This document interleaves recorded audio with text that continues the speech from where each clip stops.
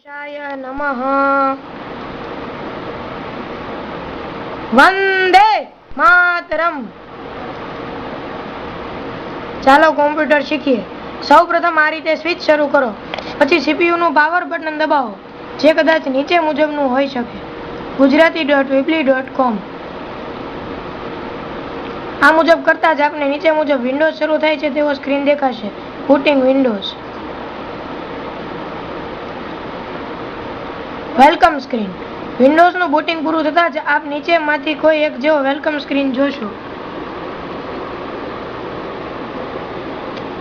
gujarati.weebly.com. Desktop. Welcome screen પછી આપ desktop જોશો. વોલપેપર દરેક કોમ્પ્યુટરમાં જુદો હોઈ શકે છે.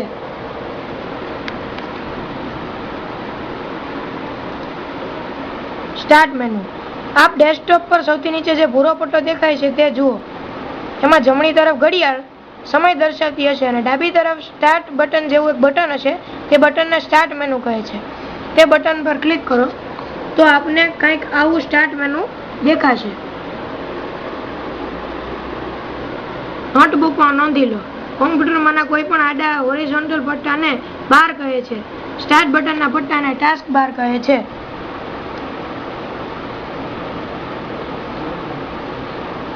ચાલો ડેસ્કટોપને ઓળખીએ. પાછળ જે આપણે ચિત્ર દેખાય છે તેને વોલપેપર કહે છે. આ આખા પટ્ટાને ટાસ્ક બાર કહે છે. આ બટનને સ્ટાર્ટ મેનુ કહે છે. આને ગૂગલ ક્વિક સર્ચ બોક્સ કહે છે. આ બધાને ટાસ્ક કહે છે. આને નોટિફિકેશન એરિયા કહે છે. આને લેંગ્વેજ બાર કહે છે. આને નોટિફિકેશન એરિયા આઇકોન્સ કહે છે અને આ બધાને આઇકોન્સ કહે છે. Desktop continue. આગળ દર્શાવ્યા મુજબ ડેસ્કટોપ પરના નાના નાના ચિત્રોને આઇકોન્સ કહે છે. સ્ટાર્ટ બટનને સ્ટાર્ટ મેનુ કહે છે ને ગૂગલ ક્વિક સર્ચ બોક્સ કહે છે. ને ટાસ્ક્સ કહે છે ને લેંગ્વેજ ટૂલબાર કહે છે. આવા આઇકોન્સ નોટિફિકેશન એરિયા આઇકોન્સ તરીકે ઓળખાય છે. આ ચિત્રને નોટિફિકેશન એરિયા કહે છે. ડેસ્કટોપના બેકગ્રાઉન્ડ પાછળના ભાગમાં રહેલા ચિત્રને વોલપેપર કહે છે, જે અહીંયા કુદરતી દ્રશ્ય જેવું છે. એક નોંધ: આપના ડેસ્કટોપ પર આઇકોન્સ, સ્ટાર્ટ મેનુ, ટાસ્ક બાર, નોટિફિકેશન એરિયા તો હશે જ, પણ ગૂગલ ક્વિક સર્ચ બોક્સ કે લેંગ્વેજ ટૂલબાર ન દેખાય તો ચિંતા કરવાની જરૂર નથી. તમામ કોમ્પ્યુટરમાં ગૂગલ ક્વિક સર્ચ બોક્સ કે લેંગ્વેજ ટૂલબાર ઇન્સ્ટોલ કરેલા હોતા નથી. નોટબુકમાં નોંધી લો. આ નીચે જે ચિત્ર દેખાય છે તે જ ટાસ્ક બાર છે. એટલે કે સ્ટાર્ટ મેનુ વત્તા ગૂગલ ક્વિક સર્ચ બોક્સ વત્તા લેંગ્વેજ ટૂલબાર વત્તા ટાસ્ક વત્તા નોટિફિકેશન એરિયા બરાબર ડ્રેગ એન્ડ ડ્રોપ. વિન્ડોઝ ગ્રુપના એક્સપી વર્ઝનની ખાસિયતમાં ગણાતી એક એવી સર્વિસ જે સામાન્ય થઈ ગઈ છે તે છે ડ્રેગ એન્ડ ડ્રોપ. ચાલો ડ્રેગ એન્ડ ડ્રોપ કરતા શીખીએ. આપના ડેસ્કટોપ પર આવો રિસાયકલ બિનનો આઇકોન તો હશે જ. તેના પર ક્લિક કરતા વેત આવો થઈ જશે. આ મુજબ ક્લિક કરેલો આઇકોન કે જે ભૂરા રંગથી હાઇલાઇટ થયેલો હોય તેવા આઇકોનને સિલેક્ટ કરેલો આઇકોન કહે છે. હવે જો આપ આ આઇકોન પર માત્ર એક લેફ્ટ ક્લિક કરવાને બદલે ક્લિક કરી સ્વિચ દબાવી રાખો તો તેને ડ્રેગ કર્યું કહે છે. ચાલો વિન્ડોઝ એક્સપ્લોરરને ઓળખીએ. ડેસ્કટોપ પરના માય કોમ્પ્યુટર આઇકોન પર ક્લિક કરો અથવા સ્ટાર્ટ મેનુમાં એસેસરીઝમાં વિન્ડોઝ એક્સપ્લોરરમાં જાઓ એટલે આપ આવો સ્ક્રીન જોશો. આમાં આ જે સૌથી ઉપર પટ્ટો દેખાય છે તે ટાઇટલ બાર છે, તેની નીચે મેનુ બાર છે, તેની નીચે સ્ટાન્ડર્ડ બટન્સ, તેની નીચે એડ્રેસ બાર, તેની નીચે આ ખુલ્લું ફોલ્ડર છે, આ ફોલ્ડર્સ છે. આ પહેલા ચિત્રને મિનિમાઇઝ કહે છે, બીજાને રિસ્ટોર ડાઉન કહે છે, ત્રીજાને ક્લોઝ કહે છે. વિન્ડોઝ એક્સપ્લોરના અંગો અને કાર્યો. ટાઇટલ બાર તે ટાઇટલ બાર ખુલ્લા ફોલ્ડરનું નામ બતાવે છે. મેનુ બાર તે વિવિધ મેનુઝ દર્શાવે છે. સ્ટાન્ડર્ડ બટન્સ તે વિવિધ સ્ટાન્ડર્ડ બટન દર્શાવે છે. એડ્રેસ બાર હાલમાં ખુલ્લા ફોલ્ડરનું એડ્રેસ બતાવે છે. ફોલ્ડર્સ અલગ અલગ ફોલ્ડર્સ અને તેમના સબ ફોલ્ડર્સ બતાવે છે. અત્યારે ખુલ્લું ફોલ્ડર, જે ફોલ્ડર અત્યારે ખુલ્લું છે તે બતાવે છે. Scroll bar, scroll box, scroll up, scroll down દર્શાવે છે. સ્ક્રોલ બોક્સ તેને ડ્રેગ કરી તમે ફોલ્ડરમાં ઉપર નીચે જઈ શકો છો. સ્ક્રોલ અપ તેની ઉપર ક્લિક અને હોલ્ડ કરી તમે ફોલ્ડરમાં ઉપર જઈ શકો છો. સ્ક્રોલ ડાઉન તેની ઉપર ક્લિક અને હોલ્ડ કરી તમે ફોલ્ડરમાં નીચે જઈ શકો છો. મિનિમાઇઝ તેની ઉપર ક્લિક કરી હાલની ખુલ્લી વિન્ડોને મિનિમાઇઝ કરી અને ટાસ્ક બાર પર લાવી શકાય છે. મેક્સિમાઇઝ તેની મદદથી નાની વિન્ડોને મોટી ફૂલ સ્ક્રીન કરી શકાય છે. તેની પર ક્લિક કરતા જ તે રિસ્ટોર ડાઉનમાં ફેરવાઈ જાય છે. રિસ્ટોર ડાઉન તેની મદદથી ફૂલ સ્ક્રીન વિન્ડોને નાની કરી શકાય છે. તેની પર ક્લિક કરતા જ તે બટન મેક્સિમાઇઝમાં ફેરવાઈ જાય છે. ક્લોઝ તેની મદદથી ખુલ્લી વિન્ડો બંધ થાય છે. વિન્ડોઝ એક્સપ્લોરર આપને થશે કે માય કોમ્પ્યુટર પર ક્લિક કરતા તો માય કોમ્પ્યુટર જ ખુલે છે, વિન્ડોઝ એક્સપ્લોરર નહીં. તો ચિંતા શાની કરો છો? માય કોમ્પ્યુટરમાં એટલે કે ફોલ્ડર્સ પર ક્લિક કરો, તરત જ માય કોમ્પ્યુટર વિન્ડોઝ એક્સપ્લોરરમાં ફેરવાઈ જશે. આ ફોલ્ડર્સ આઇકોન કહે છે. રિસાઇઝિંગ વિન્ડો. સૌપ્રથમ વિન્ડો જો ફૂલ સ્ક્રીન હોય તો નાની કરો, લંબાઈનું રિસાઇઝિંગ. એરોને ટાઇટલ બાર કે સ્ટેટસ બાર પર લઈ જાઓ ને એટલે તે નીચેની આકૃતિ પ્રમાણે બે બાજુ તીરવાળો એરો જેવો થઈ જશે. પછી આપ તેને ડ્રેગ કરીને નીચે લઈ જશો એટલે વિન્ડો નાની બનતી જશે. પહોળાઈનું રિસાઇઝિંગ. એરોને વિન્ડોના જમણા કે ડાબા છેડા તરફ લઈ જાઓ.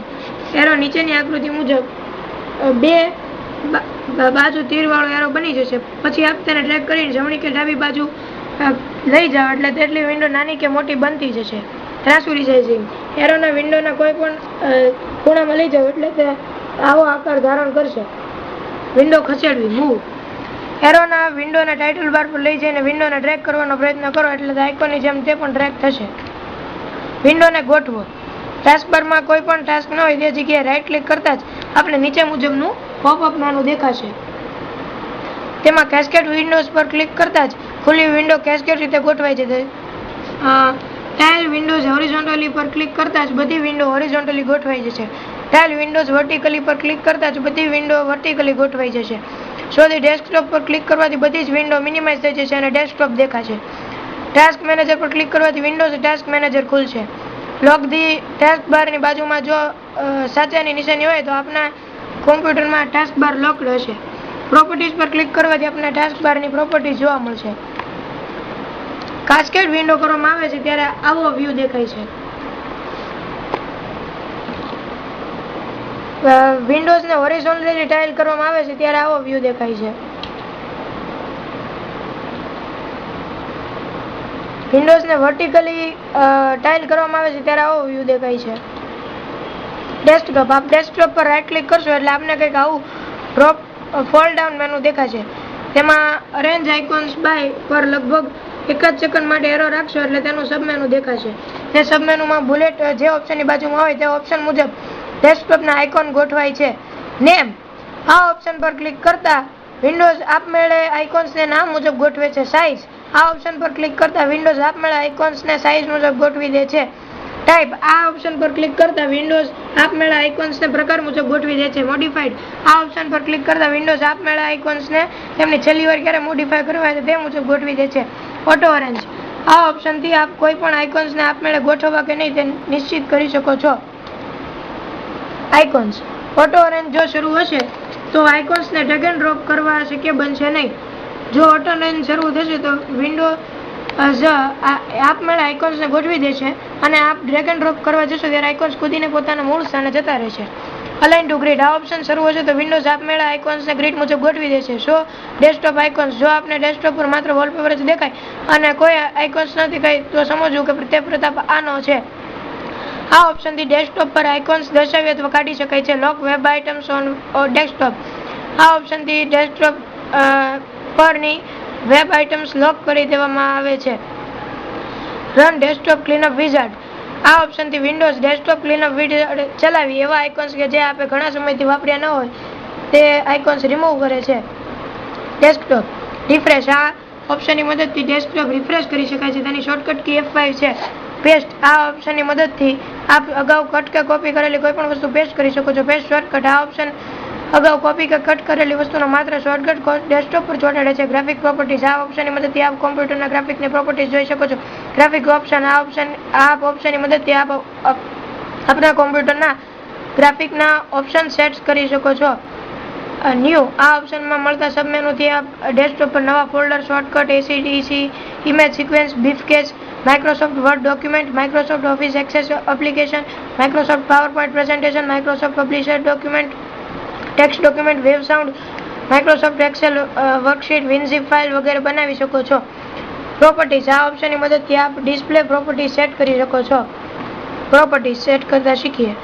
થીમ્સ. આ ટેબની મદદથી આપ કોમ્પ્યુટરનું થીમ નિશ્ચિત કરી શકો છો. ડેસ્કટોપ. આ ટેબની મદદથી આપ પોતાનો વોલપેપર નિશ્ચિત કરી શકો છો, બદલી શકો છો. સ્ક્રીન સેવર. આ ટેબની મદદથી આપ પોતાનો સ્ક્રીન સેવર નક્કી કરી શકો છો. એ પછી આપ એ પણ નક્કી કરી શકો છો કે આપ ચોક્કસ સમય પછી પાછા ફરો ત્યારે કોમ્પ્યુટર આપને પાસવર્ડ પૂછે કે નહીં. એપિરિયન્સ. આ અહીંથી આપ એ નક્કી કરી શકો છો કે વિન્ડોઝ અને બટન્સ આપને કઈ સ્ટાઇલમાં દેખાય. સેટિંગ્સ. અહીંથી આપ આપનો સ્ક્રીન રેઝોલ્યુશન અને કલર ક્વોલિટી નક્કી કરી શકો છો. ગુજરાતી.weebly.com ની પ્રસ્તુતિ. સ્લાઇડ શો માટે આપના સૂચનો આવકાર્ય.